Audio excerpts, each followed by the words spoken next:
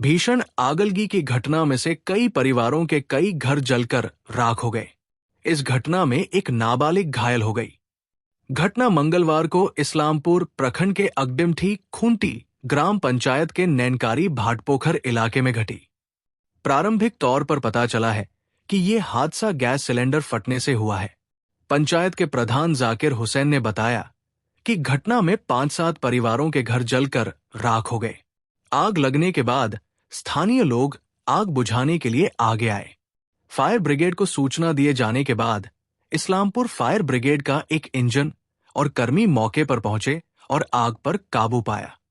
सूचना मिलने पर पुलिस और बीएसएफ के जवान भी मौके पर पहुंच गए। भाटपुकुर ग्रामे अनुमानिक 3টার দিকে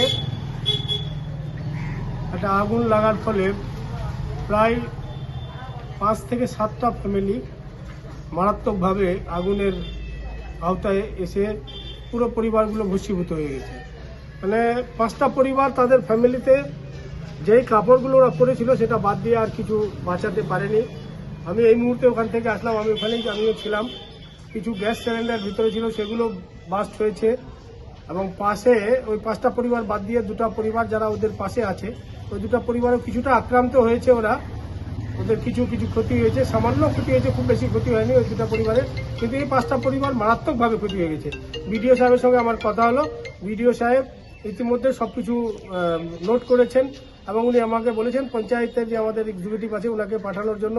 আমরা পঞ্চায়েত এক্সিকিউটিভকে অলরেডি আমি বলেছি, উনি ইফতারের পরে ওখানে যাবেন। ওখান থেকে বিডিও অফিস থেকে যা রিলিফ আছে দেওয়ার মতো, মানে যা রিলিফ এই মুহূর্তে তৎক্ষণাৎ দেওয়া যায় সেটা বিডিও ম্যাডাম বললেন যে আমি সেগুলো অ্যারেঞ্জমেন্ট করছি এবং আশা করি ইফতারের পরে তাদের সেই রিলিফগুলো তাদেরকে আমরা পৌঁছে দিতে পারবো। এবং আমরাও কি করতে পারি তাদের জন্য, যেহেতু এই মুহূর্তে খুব অবস্থাটা ঠিক না, আপাতত তাদের থাকার একটা স্থায়ী ব্যবস্থা করার পরে তাদের কিভাবে আবার পুনর্বাসনের ব্যবস্থা করা যায় সেটা আমরা নিশ্চয়ই খতিয়ে দেখছি এবং আমরা তাদের পাশে আছি। সেই আক্রান্ত পরিবার যারা আছে তাদের পরিবারের পাশে আমরা আছি। অল ইন্ডিয়া তৃণমূল কংগ্রেসের পক্ষ থেকে, ইসলামপুর ব্লক তৃণমূলের পক্ষ থেকে, আগডিমটি খুন্তি গ্রাম পঞ্চায়েতের পক্ষ থেকে আমরা ওই পরিবারগুলোর সাথে আছি, পাশে আছি। তাদের পুনর্বাসনের জন্য যা করণীয় আমরা নিশ্চয়ই করব।